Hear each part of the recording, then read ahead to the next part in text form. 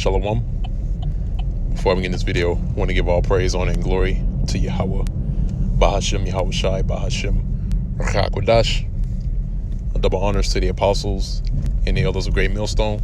They continue to rule very well to this very day. Let us continue feeding the flock through the spirit and power of Yahweh, Bahashem, Yahweh Shai. And also shalom to the whole elect that is also laboring in this work, that's continually plowing in this ministry and showing your faith by putting forth this work in all faith and in truth and in sincerity and in all charity. Now, the topic of this video is going to be entitled, Jacob's Heaven is Esau's Hell. Okay, in which Jacob is the progenitor of the Israelites, in which consists primarily of whom the people call so-called Negroes, Hispanics, and Native Americans. And also as well, what is included is the confusion of faces, the ones whose lines go back to Jacob, in which are the ones who are scattered abroad due to the curses among the other nations. Okay, in which the ones who are the confusion of faces, their lines go back to Jacob, the ones that are scattered. And Esau is the progenitor of the Edomites, in which the nation of Edom is the nationality of the so-called white man. Okay? And the reason why I gave this video this title is because this current kingdom, or queendom should I say, that is set up here on the planet Earth, Esau is in rulership. Okay, this rulership that he is presided over and that he's a part of, this is known as his heaven. Okay, because even when you go into the scriptures concerning heaven, the scriptures, every time you see the word heaven, it doesn't necessarily mean the spiritual world. Okay, because you go into the scriptures, the heavens can be considered the skies or the atmosphere, and some scriptures, the heavens would talk about the spiritual world, right? And you have some scriptures that go into heaven being a rulership or a condition. Okay, that's why we always speak on the topic concerning hell. Okay, because contrary to popular belief, hell is not a place where you go to burn forever. Okay, that is a mythical story that has been put in modern day Christianity, which stems back to Greek mythology. Okay, it goes back to Hades. Okay, which they have used that, and they mingled it with the true doctrine, which comes from the Bible. Okay, so this man's kingdom is his heaven. Okay, but to Jacob, which are the Israelites, you so-called Negroes, Hispanics, and Native Americans, this is our hell. Okay, and how do we know that? Because everything that is set up here in this current kingdom is completely contrary to righteousness. Okay, this place is built off of wickedness and witchcraft. Okay, and it invokes demons and unclean spirits within this land, in this current kingdom. Okay, and this is what is causing our people to go off, all right, according to the scriptures. Okay, to the point to where we are unable to keep every single thing that the Lord has commanded us to do. All right, and as far as the law goes. Okay, because there are laws that are in the scriptures that we are not able to keep in this current kingdom that is set up. Okay, which keeps our people in a lower state. And guess what? Esau knows this. Okay, he knows that if we are not to keep the whole word of Yahweh Bahashem Shai, then he has an advantage over us. All right. The other nations also know.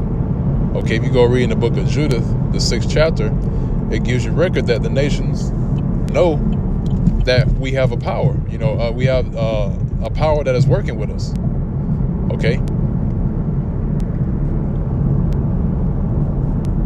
And also as well, this is Esau's playground, man. Okay. Because Esau thrives off of wickedness. This is his pastime. Okay. Because he was made to be the wicked. So this is where Esau has an advantage over us in this current kingdom that is set up. Okay. And also as well, this is a place of suffering for the so-called Negro, Hispanic, and Native American. Okay. The Israelites. All right. But guess what? Since Esau thrives off of wickedness and unrighteousness that is set up here in this current realm, this current kingdom that is set up, we have a kingdom that is laid up in store for us in the coming future, and it's soon to come. And this kingdom is an everlasting kingdom. And in this kingdom, you will not see what you see today. All right. You will not see wickedness or uncleanness or iniquity in the kingdom to come. You will not see adultery. Okay. You will not see the distribution of unclean meats. Okay. You won't see the woman being set up over the man. You will not see homosexuality, man with man, woman with woman. Okay.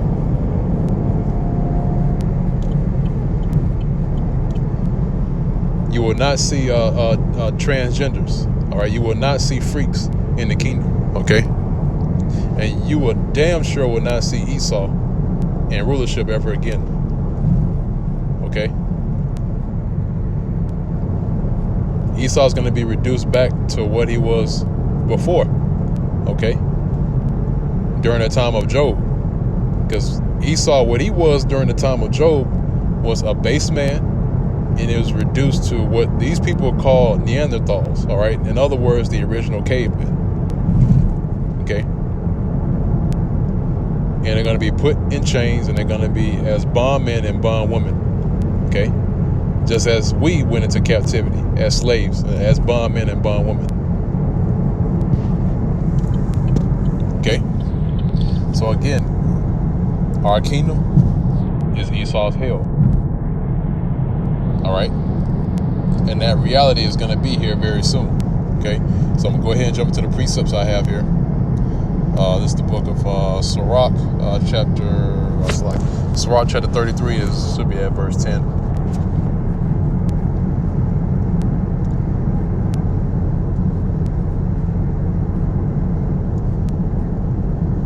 All right. This is Sirach chapter 33, verse. Not verse 10, I'm starting at verse 13. Sirach chapter 33, verse 13, it says, "As the clay is in the potter's hand, to fashion it as pleasure, so man is in the hand of him that made him, to render to them as liketh him best. Good is set against evil, and life against death. So is the godly against the sinner, and the sinner against the godly." Right. So there's you have good is set against evil, light against darkness, and righteousness against unrighteousness, righteousness against wickedness. Okay? And they cannot coexist. All right? Now, when I say that, you can't have these two things being equal with each other. Okay? Because the righteous has their lot, they have their position, sort of, for lack of a better term, in life, and the wicked also has their certain position in life. Okay, one can't mingle with another. All right, I believe it's in the same scripture. Well, not in this one. I believe it's in another scripture, another precept. It says that the lion cannot dwell with a hyena. All right, and that's true, because the lion would tear the hyena apart. Okay, so reading on in the next verse, verse 15, it says, "So look upon all the works of the Most High, and there are 2 and 2, one against another." See that? So I'm gonna move on from there. I'm gonna grab the next precept, the book of 2 Peter. Let's see, 2 Peter.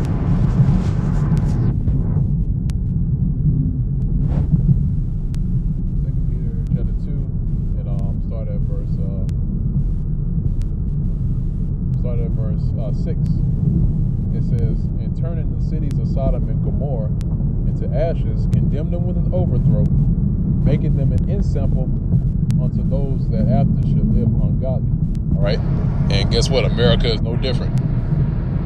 Even though Sodom and Gomorrah was used as an example, America is following the same footsteps. All right, but continuing on, verse 7 says, "And deliver just Lot, vexed with the filthy conversation of the wicked." So Lot was vexed with the filthy conversation of the wicked, and that is the story of the righteous man.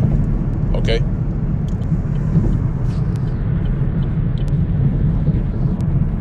because a man of the Most High, the man of Yahweh Ba'ashem Yahushai, is constantly vexed with the filthy conversation of the wicked every single day. Okay, every single day we witness wickedness on a high level. Okay, and you have to be spiritually grounded to be able to even be sane in this current world that we live in today. Because a regular person, if they would know this, if they're not a part of the elect, man, they'll basically bug out, man. If these people, or should I say, if the majority of our people, which I put a label on it, 2/3, were to see and understand the things that we see, all of them would bug out, man. Okay, they would lose it. So you have to be spiritually strong in this thing, man. You have to be of a strong mind. Okay, the scriptures speak about that. It says, "Woe to them that are faint-hearted," roughly paraphrasing. Because faint-heartedness means weak-mindedness. Okay, someone who has a weak mind. So you have to have a strong mind in this thing, man. Okay, because guess what? Lot was faced with the filthy conversation every single day. All right. So again, it says, "And deliver just Lot, vexed with the filthy conversation of the wicked. For that righteous man dwelling among them, and seeing and hearing, vex his righteous soul from day to day with their unlawful deeds." And that is exactly what we are experiencing. Okay, we see and we hear all these unlawful deeds every single day, and it vexes our soul every single day. Okay, but the reason why I brought this scripture out is because in our heaven, right, in our kingdom, our rulership, which is going to be nothing but righteousness, guess what? It's going to vex Esau every single day. It's going to vex the nation of Edom every single day, every single hour, every single minute and second that he is there in our kingdom. Okay, because righteousness is poisonous to this man. Okay, this is his downfall. Okay, he is not able to thrive in an environment that is righteous and that is upright. Okay, he's not able to do that. Okay, so Esau is going to be suffering like hell. Hence the title. Jacob's heaven is Esau's hell. Okay. Now move on from there. I'm going to get the book of should be Wisdom of Solomon, chapter 2, verse 12. Bear with me for one moment.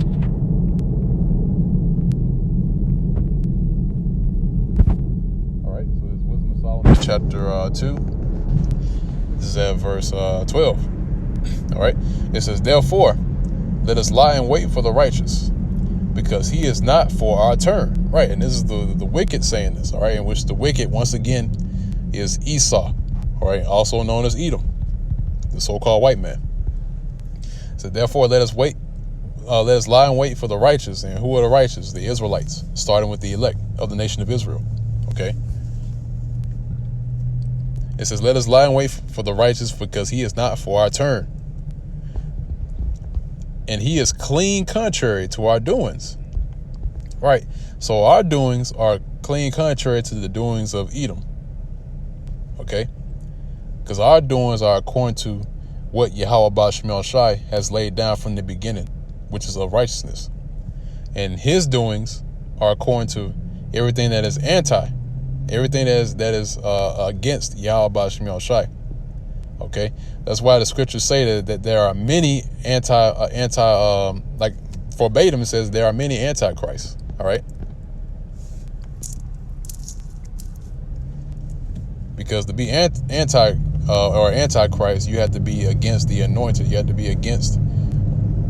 Basically, you have to be against this word, man. That's why it says that there are many antichrists. All right, it's not just one. It's not just one that's going to come down and just proclaim and declare that he's the one and only antichrist to come and mess everything up.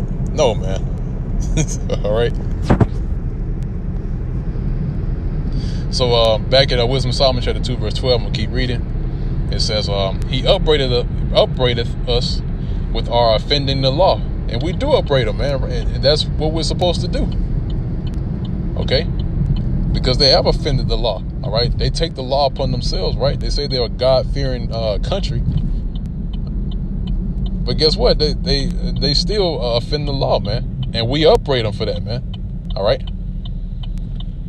And I believe you look at the word upbraid, it means to rebuke harshly. Okay? That's to the point to where you're destroying everything in sight. Okay? A case in point, Yahweh Shai, right? Yahweh Shai upbraided the cities when they were selling doves, turtle doves, and livestock to sacrifice for sins, and he got pissed. All right, and he made a whip and he whipped them out of the temple, man. All right, he whipped them out of there, saying that, look, make not my father's house a place of merchandise. All right. He was flipping over tables, knocking everything over. Yep, that's what it means to upbraid. Okay. So likewise, us, we harshly rebuke this man because he has offended the law. Okay. Read on, it says, in objective to our infamy, the transgressings of our education. Okay, verse 13 says, he professeth to have the knowledge of the Most High, and he calleth himself the child of the Lord, right? The sons of God, the sons of the Most High, all right? And we are the sons of the Most High. Okay, so this fulfills prophecy, okay? That we are proclaimed the sons of the Most High, all right?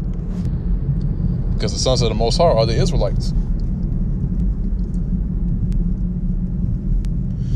Verse 14 says, he was made to reprove our thoughts.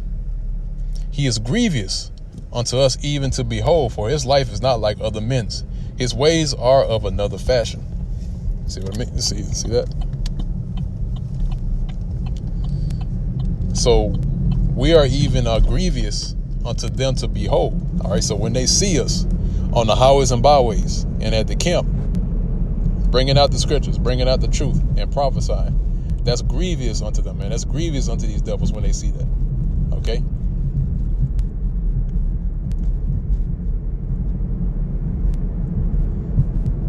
That's why they can't get any sleep at night. That's why they have to constantly drug themselves up to continue to even function, because they see us out on the highways and byways. Because when they see us out on the highways and byways and teaching, this is a sign that their kingdom is ending, and they know that.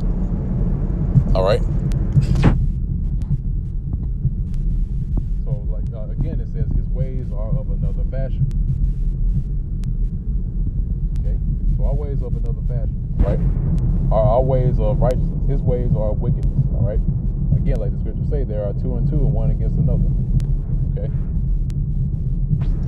So I'm gonna move on from there. I'm gonna get this next precept. This is the book of Luke. Let's see, Luke chapter 16. Let's see, Slakia.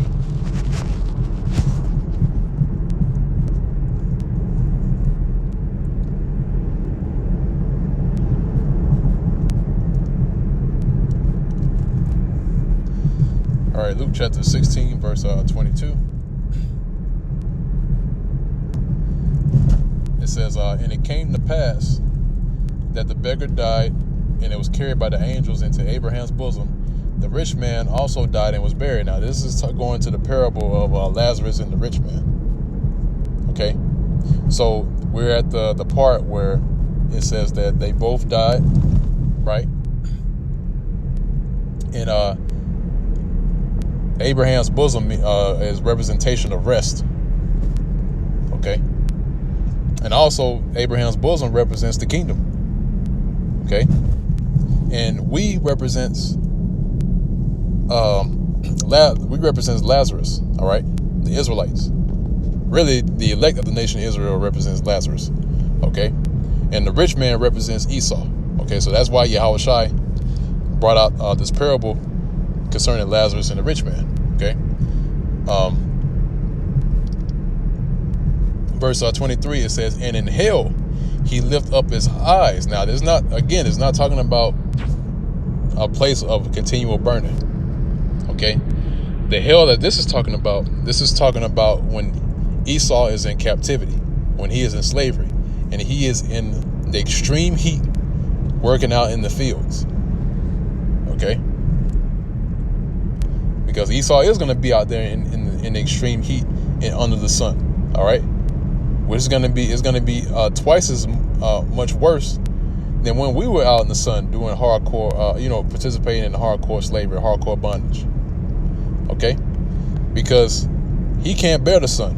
All right? That's why this man has to put on sunscreen to even go out in sunlight. Okay? Because even the sun is against this man. All right. Again, it says, and in hell he lift up his eyes, being in torments, and seeing Abraham afar off, and Lazarus in his bosom. So he saw us in the kingdom. All right. Or he's gonna see us in the kingdom, and he's gonna see us being in rulership.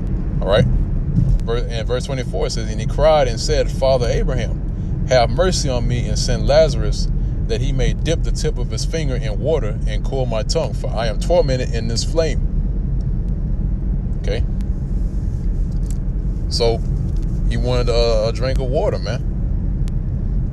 Okay, because another point, if you're in hell, right, like they believe it's a place of continual burning. So if you're in a place of something that burns, that is going to continue to burn you, why would you even want somebody just to dip their finger in cool water and give it to you, man? That's not going to suffice you. Okay. No, this is talking about when Esau's in slavery, all right, and the one that this particular person, the rich man, he wanted some water, okay, being out in the heat. Okay, now verse 25 said, but Abraham said, Son, remember that thou in thy lifetime receivest thy good things. Okay, because really the rich man, right, which represents Esau, he wanted to be the judgment to be lighting up off of him. All right. So really, if you want to go deeper into it, he was really asking to be given a more lighter judgment than what he has. Okay. He wants to leave the fields and go to be a house Edomite. All right. That's what he wanted. If you really look at it and if you really look deeper into it. Okay. I'm going to read verse 25 against it. But Abraham said, Son, remember that thou in thy lifetime receivest thy good things, and likewise Lazarus evil things. And that's right, man. Even though Esau did all of this wickedness, right, and tormented Jacob, and he's think that he's gonna have a lighter sentence because of that, or try to get off scot-free. No, that's why it says, look, remember, in your lifetime you receive good things, Likewise, Lazarus, evil things. Okay, reading on. It says, but now he is comforted and thou art tormented. All right. And that's the point. Okay. Now I'm gonna go ahead and I'll move on from there. I'm gonna get Psalms 149 verse 6. I'm gonna close it out here shortly. Let's see where I'm at. 11%. Okay, I'm good. Psalms chapter 149 verse 6. It says, let the high praises of the Most High be in their mouth and a two-edged sword in their hand, to execute vengeance upon the heathen and punishments upon the people. And that's the point. Verse 8. To bind their kings with chains and their nobles with fetters of iron, to execute upon them the judgment written. This honor have all his saints. Praise ye the Lord Yahweh Ba'ashem Yahushai. Okay. So this is what is coming in store for the so-called white man, Esau, to bind him in chains and with fetters of iron. Okay. This is his hell. All right. When he's put in captivity and hardcore bondage, this is going to be his hell. And this is going to be our heaven. Our heaven is when Esau is in slavery. Okay. That is our heaven. That's the heaven that we're waiting on. Okay. And not just Esau. All right. You other nations are going to be a part of it too. Okay. The other nations outside of the nation of Israel is going to take part in slavery.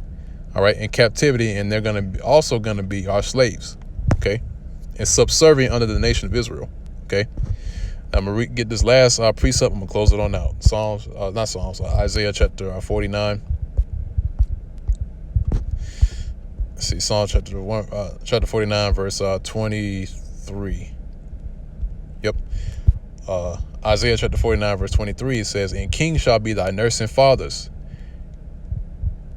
and their queens thy nursing mothers. They shall bow down to thee with their face toward the earth, and lick up the dust of thy feet, and thou shalt know that I am the Lord Yahweh Ba'ashem Yahushai, for they shall not be ashamed that wait for me. All right.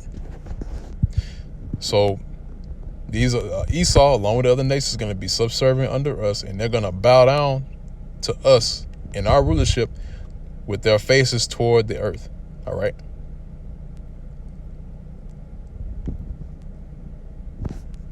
And this is what is in store for the so-called white man, Esau, these other nations that are outside the nation of Israel. And it's going to be a continual rulership of the Israelites. Okay. This is going to be our heaven. All right. Really, our heaven is having the other nations under our feet. Okay. And which, again, in our heaven, all right, Esau is going to be vexed with our conversation. Okay. Because our conversations are going to be righteous. Okay. Our deeds, our doings, everything is going to be righteous in that day. All right. And that's going to vex Esau to his soul. All right. It's going to vex his spirit. Okay. Because he is not inept, for lack of a better term. He is not used to being in that environment. Okay. He can't thrive off of an environment like that. Okay. So he is going to suffer, man, to the fullest extent. So with that, I'm going to end off on that note. Lord's will is edifying to the elect of the nation of Israel. And until next time, once again, I want to say, Barakatah Yahweh Ba'ashem Yahushai. I want to give all praise, honor, and glory to Yahweh Ba'ashem Yahushai, Ba'ashem Hakodash. And double honors I also due to the apostles and elders of Great Millstone that rule very well to this day. And also Shalom, peace of safety, and salutations to the hopeful elect that is also fully plugged into this word, that's also continually putting out the edification toward the other members of the hopeful elect, and faith and truth and sincerity and all charity. And with that, I'm going to say Shalom.